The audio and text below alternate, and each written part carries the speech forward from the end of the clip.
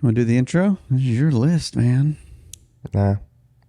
Hey everybody, welcome back to iHeart Board Games. Today we have a special treat for you. It's me, Ronald, and I'm here with my new Top 10 Games of All Time 2024 edition. I'm here too. It's Jesse. Just to be here for support and to give my feedback. Yes, and a lot of things have changed in 3 years since the last time I made one of these lists. We all change as board gamers all the time. So, maybe something you used to love. It's just kind of, we had our time in the sun. Well, there's always the cult of the new problem, and I said this in 2021, which is that if you ask me on any given day, the list might be different.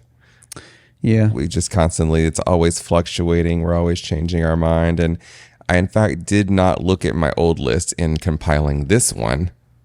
Maybe if I had, it would have been very different. But then afterwards, I went and looked to see where it ranked and how things had changed. So, a lot of science going behind this. Very many hours were put into this. So Yeah, I'm an analyst. What do you expect? So consider that when you post in the comments. Yeah, I'd love to hear what you think about these games. Let's talk about that number 10. Number 10, do you want any of those honorable mentions? Or do you want to save them to the end? You usually have some honorable mentions. Yeah, do you want them at the end or you want them now? I think now. They don't deserve to go above the 1 through 10s. Because I think in 2021 what we did was 10 through 2, then honorable mentions, then 1. But yeah, I think that was the wrong way to do it. All right. So if we were a number 13, it would be Great Western Trail. Any specific, just the set? Just the regular game. It can be first or second edition. Either one, I feel the same about them. I mean, the new ones is just slightly better. Honorable mentions. So was this on your list before? No, it wasn't.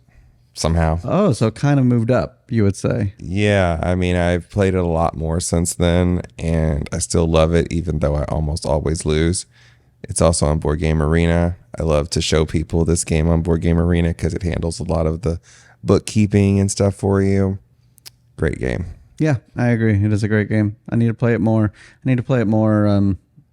Seriously. I guess every time I jump in a game these days on BGA, if it's asynchronous, I'm not thinking about my moves too much. Yes, we need to do a real live one. Right. Yeah. If I were to call it number 12, this used to be my number 9. This is Ink and Gold. Okay, that was on your list before? Yes, it was number 9 before. I did not have a copy in the past. I got a copy since then. Okay. And it just fell down a little, not because it fell down, but because other things came up. Sure. I still love Ink and Gold, and I will always play it if someone asks for it. Love it. Awesome. Push your luck is like one of my favorite mechanisms. Yeah. My number 11 used to be my number 10. It's Sagrada. Still a fantastic game. Still love it. It and Azul are both kind of share the same kind of spot in my heart because they're very similar games to me.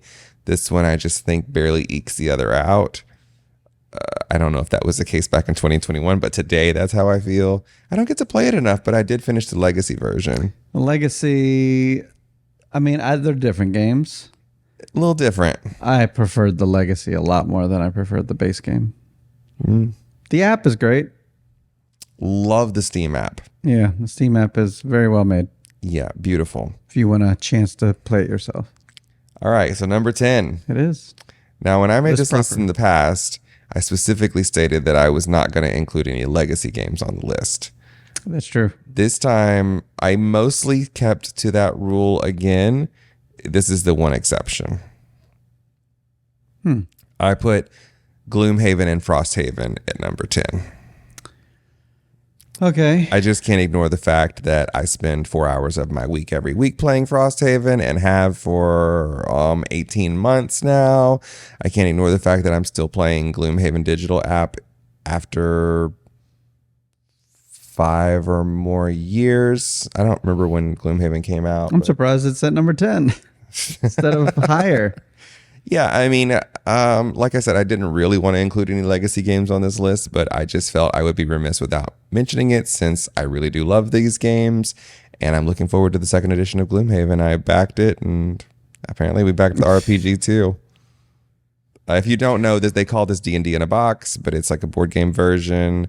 It's very like strategy, cooperative game where you're kind of going through a dungeon and you have different goals like kill all the guys, or in Frosthaven are a lot more complicated ones. Like you're on a boat and the boat is floating on the water and things. It's just all kinds of crazy stuff. So, yeah. There you go. Gloom Haven at number 10. I don't share this as much love for it. I mean, I don't feel like I ever need to own it. I think what we've done in Gloom Haven, of what I've experienced of it, is enough for me. So I'm probably not going to revisit. I do have the app, but I'm not playing it all the time. Yeah, I have like 3 different groups on the app right now. That is crazy. Yep. And Crazy. Jesse and I obviously have very different taste most of the time. So yeah. Okay, my number 9 is actually a new game. Oh, obviously Frosthaven, Gloom Haven were not on my list last time because I excluded legacy games. Right. This game was not on my list last time because it didn't exist. This is a new game, a new push your luck game with cats in space called Malm. Malm is a top contender. Okay. Yeah, I love this game. It's very good. It's so dumb. You're cats. You're in space, zooming your spaceship up. And I'm not sure, but it might be the Celestia killer for me. I've always been a Celestia fan. Another very similar push your luck game. But this one, I do love the art more. I like that neoprene mat. I can teach this game really fast and get it on the table. Yeah. It's a little bit easier to understand than Celestia. The special powers problem that Celestia has is solved with Malm because everybody has the same like 8 cats who all their powers are almost all very obvious. So. And you explain that and you're done. Yeah, Malm, I mean, for what you get in the box at a $30 price point. Yeah. It's so wild these days. And as far as I know, it's not from a publisher, like it's a Rebel Studios or something like that. So, yeah, it's got a lot of things going for it. Very little not going for it. Good choice. All right, number 8. This was not on my list last time. I don't know why it wasn't. Maybe it just wasn't top of mind when I made the list. I've played this a lot ever since I've owned it. And this is a I Cut You Choose game called New York Slice. New York Slice. Yeah. I like it. It's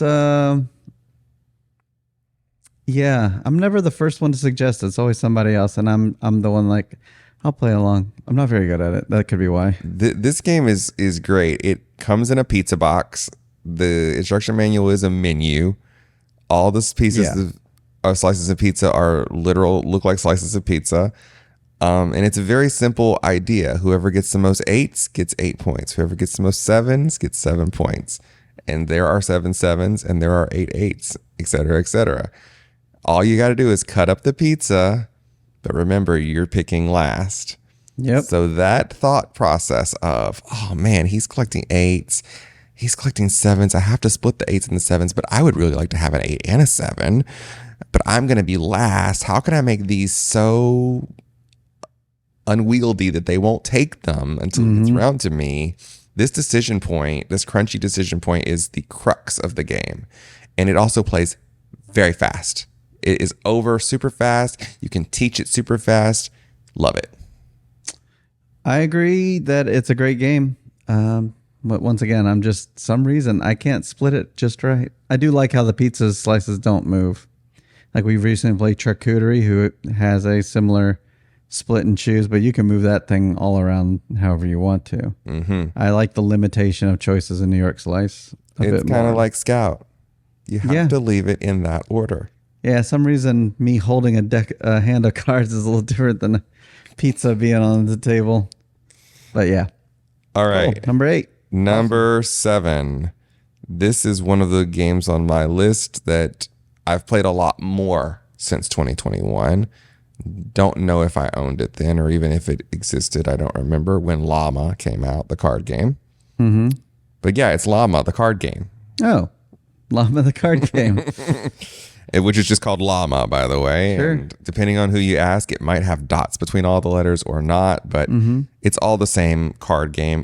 They originally called it Gamers Uno. Yeah. I don't think I would call it Gamers Uno. It's really simple. I don't think so either. If there's a 1 on the table, you can play a 1 or a 2. That's it. If there's a 2 on the table, you can play a 2 or a 3. You either add 1 or just keep it the same. You can teach it super fast. I like it best with more players, and I will always bring this to every game night, and I love it. Same designer as Malm.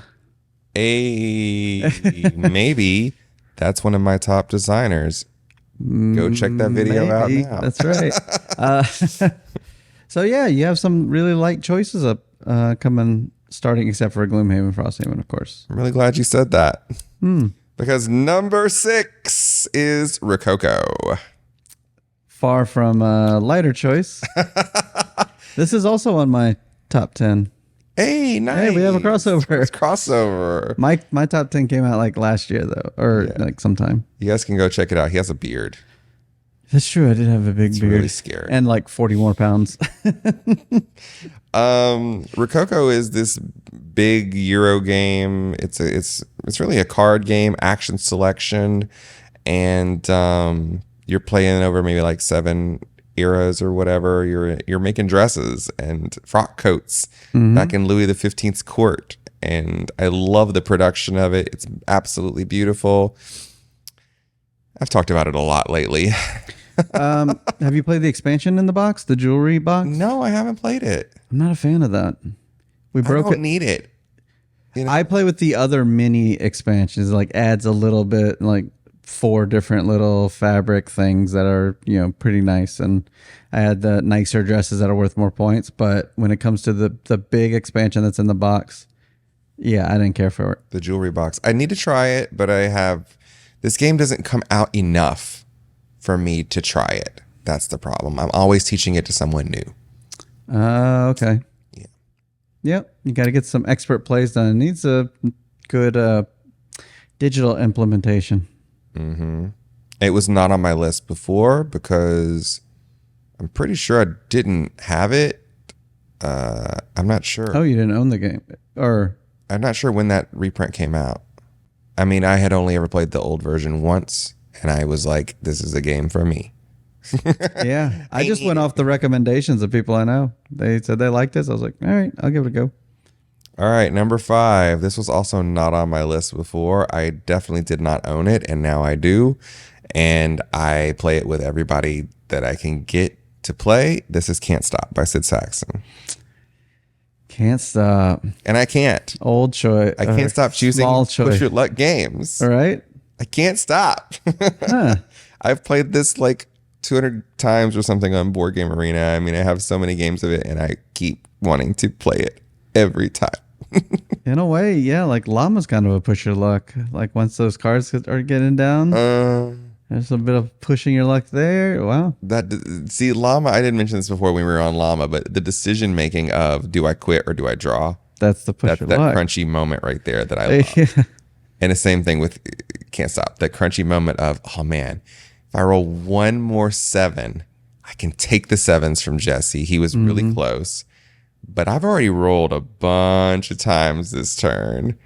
I'm due to bust any moment now. But if I don't, he's going to roll a 7 on his turn for sure. And I'm going to lose the 7s. I'm going to lose the progress either way. So I should just roll it. Yeah. You always got to go for it when it's that close. All right. Number 4. This was not on my list before. I'm not sure I owned it. I think at the time I was relying on your collection and I moved away, so I don't have access to your collection anymore. Right. But now I own everything that I could possibly find for it. This is Mansions of Madness 2nd edition. Okay. Yeah. You're not going to call that one light. No, I'm not. Yeah, that one you can get into like a big sinkhole of money on that one because they just kept coming out with stuff. And also the storage is kind of a tough thing to do. I think I've got mine pretty much figured out. I have all the miniatures in one box, all the boards in one box, and then everything else in a third box. And that's it. And there's space for more stuff if they decide they're not going to come out with more for this. But if they ever did, I would have space for it. Not all of the scenarios are created equal. Some are garbage. Yeah. But a lot of them are great. In fact, we did like an epic 9-hour one on the channel at one point. It was like 6 hours, but yeah. Okay. But that one, I really like that one. I liked it till the very end. Oh, okay. Well, I like the way they. It was kind of scary going in like, oh, this is going to be really, really long. But the way they constantly have you setting it up again and again. It up. Yeah. I like you weren't that. just on that same map the whole time. Yeah. Yeah. Yeah. So, anyways, that's Mansions of Madness Second Edition. It's a big, crunchy Ameritrash game, dice chucking, Cthulhu mythos, HP Lovecraft thing. Mm-hmm. It's a big one. I got it right over there. I only got it in 2 boxes, so that's pretty good. I probably have less than you.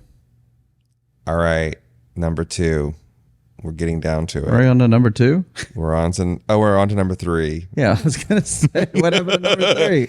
I literally have it in front of me. I can't manage it. Number 3. Wow, I didn't realize how many push your luck games I put on my list. Uh-oh. I really must love push your luck mechanisms. Yeah. I'm sorry. It's Quacks of Quedlinburg. Oh yeah, that one's low on my list. Okay, I wanted to like it. This is a stupid game where you're stirring a pot of like weird ingredients, like Eye of Newt and Wing of Bat, and what you're doing is you're pulling the ingredients out of a bag, and you can keep on pulling as long as you don't pull a certain number of these like cherry bombs. So Right. just keep on going as long as you don't. So you need to like really pad your bag with a lot of other good stuff, so you don't pull too many cherry bombs and bust. Your whole pot block blows up. Yeah. This is so much fun, and it has so much replayability because the different tokens that you play with can have different powers depending on which one you choose. So there's like, I don't know, 4 or something different sets in the game, and you can mix and match them however you want. I oftentimes end up playing the first one because I'm always teaching. But still, it is great fun, and it's just so stinking dumb in a good way. I say Good dumb, way. I mean in a good way. Quacks. So, yeah. Nah, that one's pretty low on my list. I'd play it though if someone was like, "Hey, I got Quacks here." Well, I would see what else is going on first. But if it's the only table that's happening, then I'd be like, I might try it, knowing I'll just do really, really poorly in it. I have the expansions on my wish list, but I don't own them and I've never played with them. And I did upgrade the components to the BGG chits, the acrylics. So I'm not sure if getting an expansion would mess with that. Like, Oh yeah, expansion pieces won't be acrylic. I don't know what it adds in. Does it add more of those? Like, I don't I would know. imagine. Yeah. What else can we expand with that game? Yeah. You'd have to add more things to pull from a I bag. don't know, man. Maybe something else. I'm not a game designer. Yeah, Okay, now are we moving on to number 2? I think so. Number 2. In 2021, this was my number 1. This is Sleeping Gods or Sleeping Gods Distant Skies. We can put them together. Do you put them together? Sure. Okay, so one wouldn't rank higher than the other. Maybe if I was forced to play them next to each other, but I Yeah. haven't played Sleeping Gods since 2021, and I just now played Sleeping Gods Distant Skies, so to me, they seem kind of the same. Okay. But yeah, this is a great Ryan Lockett epic storytelling game that takes like up to like 15 to 20 hours to play through one time. You like save the game and take it back out, or if you're me, you just leave it on the table and play it every night until you finish. But you're exploring different areas and you get like a keyword that's like a quest. It's really a lot like a video game. It's like an open world video game. You get like a quest and then you got to go over there to help him find his daughter. And when you go there, you have daughter keyword, and then the story continues that way. But if you didn't have daughter keyword, there's a whole story to experience there and maybe get a different quest. And it's a huge giant world, so big that, I mean, I've played through the first one 3 times and I still feel like I've only seen 50% of the content. It's just so much in there. And they both have expansions with them. I have not even touched the Distant Skies expansion. In fact, as of the time of recording this, we haven't even finished our first Distant Skies campaign. Yeah. But I know that as soon as I get home, I'm going to be opening my box of Distant Skies and playing it immediately. I love it. It's Ryan Lockett's chef d'oeuvre, as they say in French, masterpiece. It is his He worked so hard on the above and belows and the near and fars and the now or nevers and all those things. And ultimately, he ended up with this thing, which is what I wanted Seventh Continent to be. It's what I wanted Tainted Grail to be. It's what I wanted these big story games to be. And in fact, he finally nailed it. Is it perfect? No. But is it fantastic? And am I a Ryan Lockett fanboy? Yes. Yeah, I don't share the top 10 love for it. It has things I like and things I don't like. You only played Sleeping Gods for like an hour or something. You don't have a lot of experience with the first game. The first game I don't have a lot of experience with. Yeah. But I mean, you could just read the rule book and know if you're going to like certain parts of it. Yeah, like when it comes to combat and stuff like that. But we're not really going to get into details about that here. When it comes to the Ryan Lockett verse, his speed is more like above and below and stuff like that for me, where it's like a 50-50 mix of story and gameplay, where this one seems like it's mostly story instead of gameplay. A higher percentage of story than gameplay in Sleeping Gods. I feel like it's pretty even, but I love it. It's my number 2. There you go. All right. And for my number 1, you ain't going to be able to say that you don't like it because you never played it before. This is exactly what happened in 2021. My number 1 was a game you never played before, and now it is again. This is Return to Dark Tower. Oh, yeah. I haven't played it. This is an old game from the 80s that they took and remade into a modern version. I played this with my friend and your Slivers for the first time, and as soon as we played it, I said, I have to have this game. I love this. This is amazing. It is a cooperative game again. It has a big tower in the middle that lights up and spins and shoots stuff out at you, makes sounds, and then you're also Bluetoothing to an app that kind of like runs the game for you. So you got both of those things going on, and then you're also, playing. Right. It's best with 4 people because there's 4 kind of zones in the game, and each person kind of owns a zone. But you can play with other numbers, and it just means that no one lives in that particular zone, so everybody kind of has to work together to make sure that zone gets managed. It can be challenging, especially if you play with certain expansions. I have all the expansions. The 2 main expansions you cannot play simultaneously. You have to pick one or the other. I like the one with the allies better, whichever one that is. I don't remember what their names are. I have no idea. Whichever one is not called Covenant, that's the one I like better. I'll play them both, but I like the one that's not called Covenant the best. This is great. It's just a great game. Worthy of coming back through Restoration Games. Absolutely. Wow. In fact, last year I went to Texas or something. I packed a whole suitcase just to bring that game with me to show it to some friends. Oh, man. You didn't do that this time. I had 3 other big games in my bag. I didn't have space for that. If you'd wanted to play that, I could have brought it, but I'm surely someone in your group has I'll it. manage. I'll figure it out. Somebody in I don't think anyone does. Has to have a copy. I have to go to like Lafayette to find it or something. I'm sure someone who lives here has it. Yeah, I'll play it eventually. There's conventions. I don't know if it would be a good convention game. Really? Why not? You need to be able to like hear and experience it. You need to be like in a side room or something at a convention or in some. You definitely don't want to be like in the main hall. You would definitely not get the full experience of it, because part of the experience of it is the way the tower operates and the way it does stuff. And I almost everyone I've ever shown this game to has been like, wow, that is awesome. I love it. I look forward to playing it someday. Yeah. How about without the tower? Is it still cool? Nah. No. I don't think it would be. Our friend BJ played this game without the like when it was in prototype, before the tower was a thing. And he still said it was really because someone was running the tower. Someone was being the person, yeah. Okay. Yeah, I guess just reading out whatever. Yeah, okay. Oh, sure. That's still fine. Oh, okay. I guess that would be okay. I can't there's not a way to do that with the game. Right. You can tower and app, or you cannot play. Got it. It's not like Alchemist where they have a thing in there. Yeah. that someone can be the app. No. No one can be the app. You have to play the game with the app and the tower. Don't be the app. Don't be the bunny. So that's my top 10 games of all time, 2024 edition. We would love to hear what you have to say about them in the comments down below. And until next time, The box is closed.